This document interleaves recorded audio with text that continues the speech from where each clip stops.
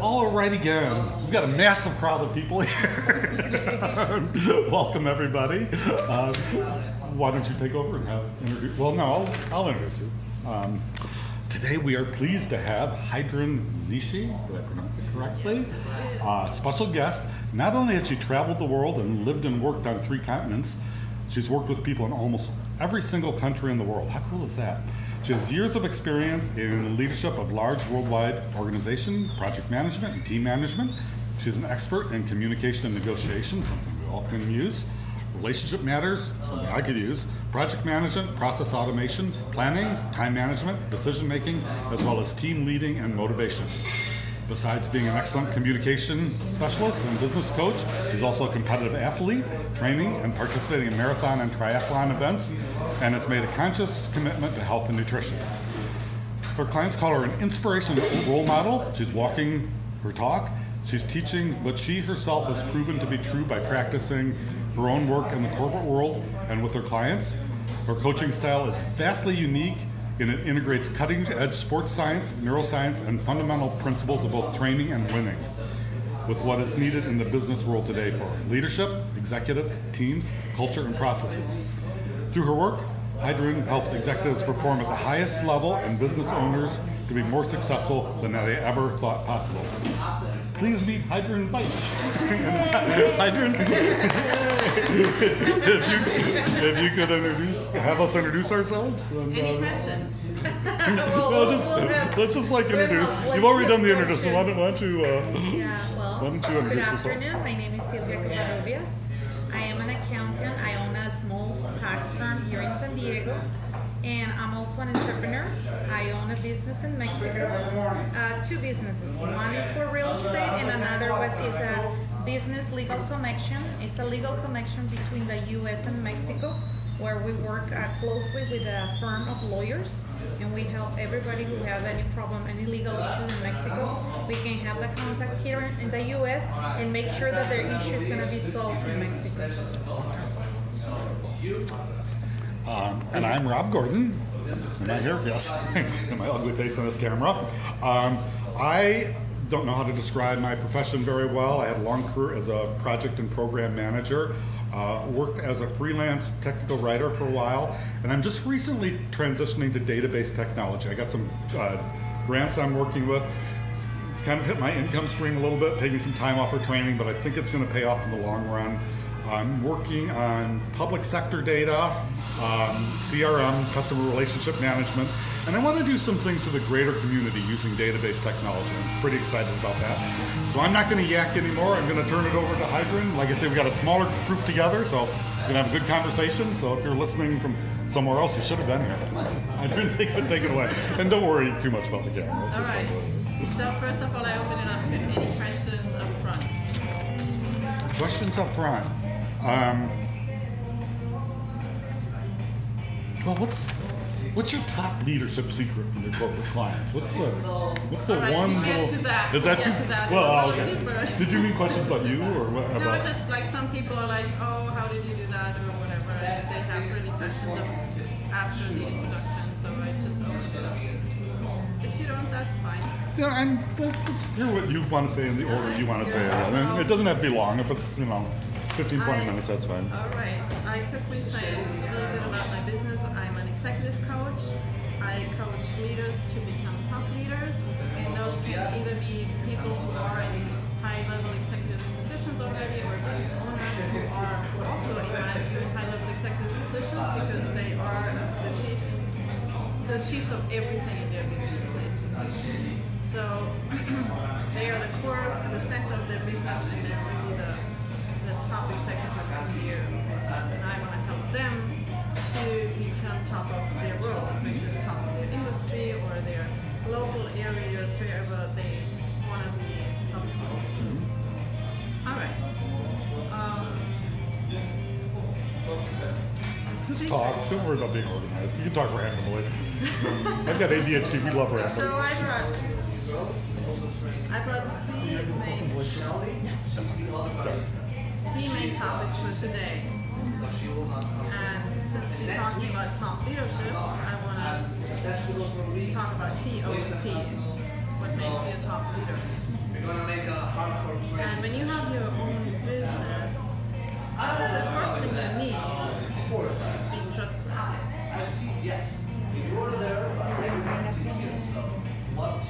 Because you work with people. And if someone does not trust you, they will not do business with you. It's that simple. So how do you be trustworthy? What do you think? Keeping your word. Saying no if you can't do something. You know, just laying your cards on the table. I don't know what your answer. It's like my best guess. Trustworthy. It sounds important. How do you do trustworthy? Yeah, the same. It's keeping your word and not making promises that you cannot how to say Keep. Yes, you gotta be honest and you gotta be hard worker. You gotta be forward to Yeah. people. If they want to do a business, you gotta tell them, you know what? I don't know about that case. If you don't know, it's good to say no, but I'll go and check for you, or I can send you with these people. But it's just to keep your word and be trustworthy. You know what? You know what increases trust with me? The words you just said. When people say, "I don't know," Exactly. I think that, oh, this person has credibility. Oh, Instant credibility. He said he didn't know, or she said he didn't know. Yeah. I learned yeah. it from my mentor. My Yeah. mentor, Marshall Nimoy CPA, he just sold me his firm last year, and he was a CPA for 44 years. And for me, after working 4 years for him, when I started with him, it was amazing when their clients came and he said, "I don't know what you're asking me." And for me, it was like, what? My mentor, who knows everything about accounting and he everywhere. He was the CFO of Children's Hospital and bigger companies and auditing. And he say no, I don't know. And that's really that's a lesson. Doesn't make you think That's the a person's lesson. dumber. It makes you think the person's smarter Yeah. when they say And it. I learned that from him because when we start a business, we want to keep the clients and we don't want to lose them. So we want to please them. But saying no sometimes is better. Saying no, I don't know. Definitely. Was that the right answer?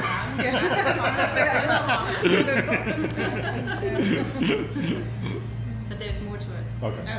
Let's listen. More to it. Let's not talk. Let's listen. It was very valuable, so it was all right what you said. But there's something else to it. When you go into someone's office or into someone's business location, you know about the 3-second rule? No. The first impression. First impression. The first 3 seconds, and decide whether you like that person or Is not. that right? Yeah. How? Like the way you're dressed? No, it's the Bible. So did you like me or just like me in the first 3 seconds? I'm trying to think what I did in the first 3 that's seconds. a lot in that. Huh? It's a lot in that if you like it or not like No. it. It's a vibe, like you say, it's a vibration that it. Is it? I'm serious. Did you like me or not like me in the first 3 seconds? A lot is about how you respond to people. So what you did, I was even still outside the door, and you had a big smile. Oh, and- good. Yeah. So that's a big thing. Okay, good. Yeah. Thank you. When you open the door into an office, and there's no one there, it's the first thing. Right, Or yeah. maybe there's someone there, even worse, someone is there with a back to you, doing something in the back, but you don't think it's very important, and it's not more important than you as a customer. Yeah. And that person doesn't even say anything. Can we interrupt since this is a smaller group and make little side points? Because I have a friend that was a bartender for years in Michigan, in the Midwest. And the bartender's there, he says, when somebody walks in the bar, they stop whatever they're doing and come and make sure you have a drink, make sure you're comfortable. The bartender's here will just finish what they're wiping up the counter or whatever. So anyway, I don't know, that's irrelevant. Huh? What do you want? Yeah, act a little annoyed, yeah. Yeah, it totally makes a difference. For a customer, it's like day and night. They come in and they are attended to. They're feeling important, they're listened to. That's what they want. That's why they go to you. And then that's why, for example, price and everything else is second. Because what counts is how you treat the people. So it's the trust and how you treat the people. And that's also how you treat the people goes back to trust. Because if someone does not treat you well, you will not trust them. Simple but true. And As I said, it starts with the simplest, smallest thing. When someone comes in, stop what you're doing and say hello, welcome. And if you have to finish something, let them know. Communicate with them because they cannot know by themselves. And everybody thinks they're the most important person in the world, and they are to themselves, right? Well, they are the ones who pay the bills. Yeah, in that case especially, Yeah. yeah. When I keep them happy. Yeah. You might want to invest your time. Okay. Any experience that you had? Yeah. Lots, Well, probably. I deal with a lot of lawyers in Mexico, tons of lawyers, and I met some of them where they, hello, yeah, no, and I was like, you don't even pay attention to me. Look at me and tell me I want to hire you. I want to see if I want to make business with you. And just because of their customer service, the first impression, I say no. I don't. Just no. I have a tons of lawyers that I can go, and they will be happy to work with me. Yeah. So yeah, there's a lot of people who needs that, or they just not interested. Because when you call for a service, you usually call them and tell them, I want to make an appointment because I have this and this and this. Okay, let's make an appointment. If in the beginning they say we're not interested or your case is too small, they should let you know so you don't go and waste your time, your hour there because you have to drive and dress, be there. Yeah. Fine, and they are honest and say, this is not our business model, and you can instantly go somewhere else. Well, you know, it's like you responded to me, total receptiveness. You knew I was in trouble from being late and getting something. I did want to, even though it's a smaller group, I wanted to keep this going monthly for a lot of reasons. I think it could be bigger, partly online in the future. But there was another coach I called, and she seemed pretty good, and I hate using the word bad vibes, but she said just like, you know, presumptuous or acted like, you know, she was doing me a huge favor, which sort of was, but she didn't even pay attention to the time of the meeting. And she said after I wrote it up and sent it to her, she didn't even look at I wrote up a nice paragraph about her, which wasn't trivial. And and at the last minute she goes, oh, that's during the day I can't make it, I have a client meeting. I won't be working with her again. Sorry about the diversion, but very good point. The trustworthy, very important. That's super important because if someone does not trust you, they will not like to do business with you. And the same for you. If you don't trust them, you don't want to do business with them. So it That does relationship is horrible. It I've does been go both ways. If you have a client and you don't trust them, you might want to ease up on that one. I like learning. I think we should try to learn about people as people first before you try to get in their wallet, certainly, you know. And I always like the phrase learning what makes people tick, because that just, you know, I don't say that out loud, but it makes me, what makes this person tick? Meaning, what's important to this person? And just thinking that makes me a little bit better communicator. That has a huge impact on your whole business if you know who the other person is and what's behind, like what's really, as you say, what makes them tick. Because that is a huge advantage in building a relationship with a person. And then, as you say, you can respond much better because you know more about what they need and what they need the response to be. Right. So that's a huge advantage. You get to know often you don't have the time for that. But it depends on the business. Some businesses don't have the time for that so much. But if you have, it's definitely a great thing to do. Another thing is memory. Remembering stuff about them. And since we all know so many people, that kind of means you have to have a CRM of some kind, customer relations, or some kind of tool to remember. But you know, not necessarily a birthday, but or even the kid, their named kid, but what's going on in their life. You know, how did the situation turn out? They remember that. Yeah. I remember that. People do that with me. Yeah, I always try to make a research. Every time I have a new client who wants to go and check a blog, or I ask them their name, I ask them what they do for a living, what's their family, if they're looking for this or looking for that, if they've been familiar with Mexico lifestyle. That's for Mexico. And here in the U.S., I try to research their business or what they're doing because I want to be prepared. I learned that the hard way because meeting with a possible future client and you don't know nothing about him is going blind. Yeah. So I learned that it's good to take your time and do your research. In general, I think A little bit. Yeah. Facebook, Oh. whatever. Oh. What is the other one? LinkedIn. LinkedIn, Yeah. do your research, ask, about this. In general, I think self-employed people are pretty good at that. We check people out. And I think I do, and I have had horrible luck with venture capitalists. Sometimes they're not very good people. But because I get involved in weird things, they contact me sometimes from out of the blue. And one guy contacted me, and I think I extracted. I said, I can't, tell you everything I'm doing without you sending some money. I think he sent $500. So that gave some credibility, right? But I have a friend, Rebecca, who's a small business consultant in the Los Angeles area. She researches she'll go 20 pages on Google. And this guy started acting weird and started delaying stuff and just nothing was adding up. She found out that he was a felon and his crime was kind of interesting. On the black market, he sold fluorocarbons, those things that were destroying the ozone layer. I mean, what a jerk.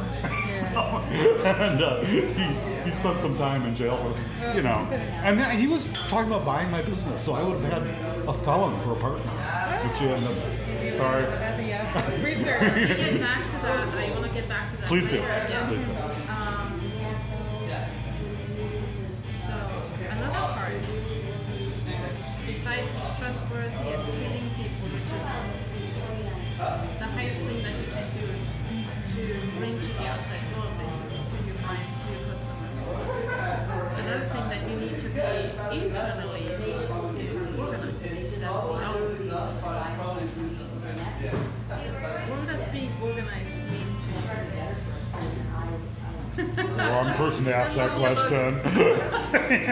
Let her start that one. You know what? I have a lot to say about this because I'm learning the hard way. I just acquired the business. It was passed to me from my family, so it's a generation. I didn't start it. It was already there. I just growing it and I bring in my ideas and put it in Airbnb and do all this. I'm not a millennial, but I'm a millennial. I'm putting that way. But in the accounting also, that you have to be organized, but you have to organize here first, and here your mind and body have to be organized, and you have to be on the same tone in order to show and to develop into your business, because you cannot be dealing here with your mind in this way, your body in this way. It has to be one. You have to try to find that connection. And once your mind is organized, you can be in all the levels. You believe it's spiritual and physical, mental, and all those parts. Once you're organized, you can conquer. Because I had a lot of problems when I started. I got all these files for all these clients. I didn't have the money to keep the office that the CPA had. It was huge for me. So I moved to a tiny office with 2 lawyers, and all my files, I had to put it in my house, and it was a mess, and it was just a mess. The first year and doing taxes, it was crazy because they're calling you, oh, I'm selling my house. Oh, my house was in a fire. Oh, my house, and you have to go back years. And where are they? Where did I put those? So, and part of that, it was because I didn't have the space like he had. And I just crowd everything, and I was just going full in one paper what it was necessary that moment or that day. When I get a phone call, okay, there you go, and then throw the file there. So being organized in everything, your calendar, your clients' phone, you have to have a list with your clients' phones, whatever you want to reach, whenever you can reach them. So organization in every level. But I believe that if you internally as a person, you're not organized with you're not going to be able to organize your businesses and you gotta be. I think people are calmer if they're organized too. They're more calm. If they're organized. Yeah. And prioritize. You have to prioritize. There are tools that you can use, like, it will always happen that something where it can happen, that something in your life happens, but your business still has to go. So there are tools, and it's possible to learn that, to separate these two also, because one is the business and it still has to function. So if something happens with your child or you have an argument or something else and you're in like kind of a mess emotionally, it still has to work. And there's a way to learn it to actually put that aside for a moment and then still be 100% free. You're saying you have to organize your emotions as well as your physical life. Right? So you change your body, and then the how you organize your business itself also. So and it starts with, it's not only how you have your files and all that. It's organization in a business is, are you picking up your phone? You have a voicemail. Is your voicemail full or can someone leave a voice message? How quickly are you getting back? What's your communication style? Like, what can you, so are your clients, do they know what they can expect? So building the basis for someone else to reach you, to be taken care of, and at the same time you're not being overwhelmed with everything. And having a new business acquired is a big start. Yes, because the client, even they know you, because I was there for 4 years, even they know you, they're used to the homeowner style. And you try to keep the same, you have to follow the same route. But it's still, they're always gonna compare you, like he always answered me, I have a fortunate that he's still my mentor, so I don't have any problem with them. They can call him or call me. So, but it's a challenge. Yeah. It's a challenge because they used to their treatment, and then they have to change. You had to learn a whole new system, somebody else's system. Well, you also have to learn your own system. Exactly. You have to learn. You take something from someone else, which is a lot of value in there, but you're a different person. So you have to find that way of organizing things in a new way to make it even more effective for you. And then there are, as a background, I worked in international tax on international law. So what you said that I was working with every single country in the world, that is true, and it is true for not different projects, but also I had one project where I had 223 tax regions in the world, and we had 5 weeks to work. If you break it down, like just to call 223 different offices in 5 weeks and establish a relationship with most of them, we have a relationship, but not all of them. Getting that done in 5 weeks, you have to be organized. Yeah. So, and you have to streamline the processes. So if you take something over, it may have worked forever for the other person, but the other person grew up with different technologies and they adapted. But you're a different generation. You grew up with new technology, and you have to adapt to an even newer surroundings like millennials and Generation Y and Z, and they come all in. And you have to prepare yourself for that, and you have to streamline your processes to be a person and an entity that they actually want to be, because they are your future. So that's a big step a lot of in any business to streamline processes. And when you are in there, you have all of this, I have to do this, I have to do that. You don't have the time for that. So that's what I help people with, to come in and say, hey, okay, you're doing this like that, but there's another way out. And that's what helps me so much, because I come in with a view on my experience. I have this experience of huge projects. And if you can manage those, you can manage the smaller also. So that's the benefit of having someone working from the outside. You have a different pair of eyes because you yourself, you're like. In German, there's an expression that says you don't see the forest because of all the trees. Right. It's an expression here too. It might have come from Germany, but yeah. And that's what it is. And there's no one to blame for it because it's just natural. You're there, you have all these things to do, and you're so busy you don't have. You can never look at the big picture. You can't. Yeah. And even if you want to, you don't see it because you're inside. It's just a different. I think that even happens on a level of all of society. That over time, I think, I mean, this is kind of a weird story, but I lived in Africa for a while, in Nigeria, and there was a recreation center there that the British had built like 30 years prior, but they didn't, and the Nigerians took it over, but the British didn't leave them with the supply chain for the materials or anything, so it went into disrepair. And I think that's happened a lot in America now. That people have forgotten the original reason some of our systems were built, and they've been taken over, and they're kind of getting dysfunctional. They don't know what to do. And they don't know why, because they just jumped in years later and never had the systems or didn't know what they were for. Some of them are completely outmoded even. But anyway, that's kind of.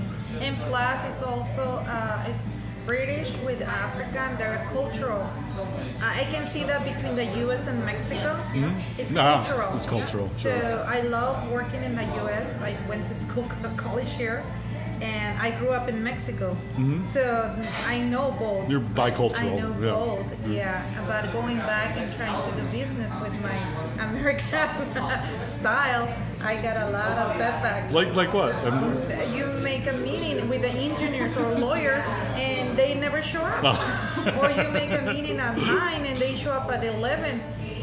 Even if it was scheduled for 10. Yeah. They used to call that Africa time, and Africa just means like, I'll meet you at 10 could be in the next 2 weeks. And I started building 3 little bungalows. It was my first project in 2016.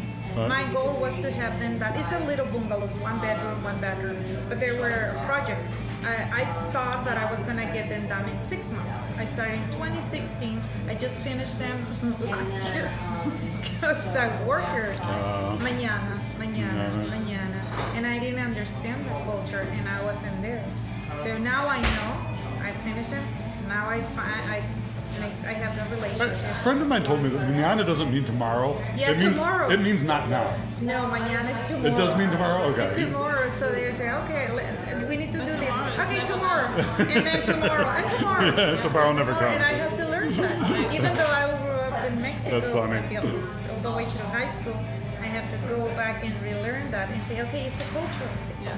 Right? Every time I go to a government office that I have to go, if I have to go personal, because sometimes other people can do it for you, I go mentally prepared that it's going to be a couple hours and maybe a line. And maybe they're going to say, oh, you don't have your dog's vaccination. So yeah, that was something that I learned now. It's relaxing. Yeah. So trustworthy and organized. Organized, yeah. Do we get to learn what P is, or is What do it you need to do a business? What's the P in a business? project? People. Passion. Passion. That's true. That's true. Passion. You need passion for your business, and that passion will translate To everybody. into how you treat people, organize, how you set up your whole business. But there's more to passion. Passion will get you, keep you going in difficult times because you have this drive. There's more purpose. And I love what you just said. People they get into systems that were set up years ago. They don't know why. Forget, The why is the purpose. The You why. need to know why you're doing it. Real good point. If you don't know, you need to know why you're doing it, and this why needs to be shown. It needs to show in all your actions and how you are, who you are, and what is your business. Why is your business there? It's like you said in your bio, you have to walk walk your talk. Walk the talk. Walk your talk. Walk the talk, but you have to know it. A lot of people don't know it. They're like, oh great, I have this business. In your case, for example, when you take a business from your parents, not always don't people know. The why. People know why. They have The original why. The original their, why. their family structures, and it was always clear you take this business, which is great. But you need to develop yourself. You need to build your business At the beginning, it wasn't easy. with all of what you are, and that's something that needs to be visible. People need to be able to feel it, to capture it, and that's what will make you more successful. Awesome. Wow, good insights. Yeah, that's true. Even though when it's hard, you have to keep going and keep your passion and keep your purpose and keep going and keep going. Because you have to. So those are the 3 main points you teach to your executive consultants, right? That's There are 3 main points that okay. I teach. And those fit very well with self-employed. We have to do all these things too. Oh, yes. Yeah. Yes. We don't have the teams like the ready-made teams usually, Well, it doesn't but we have a whole It doesn't matter right. because you have to be all of that. Even if you have a team, Right. you have to be all of that. Yeah, because you're self-employed. Because Right. if you if you are in a large corporation and you have a team, it's no difference than you running your own little business. Right. You have to. Well, it's a little bit different. It's a you little have bit a lot of because structure around it and everything. Yeah. It is different, but still you have to have the mindset of an entrepreneur. right. If you don't have that, you will not be in leadership in a large organization. Yeah. When I was a project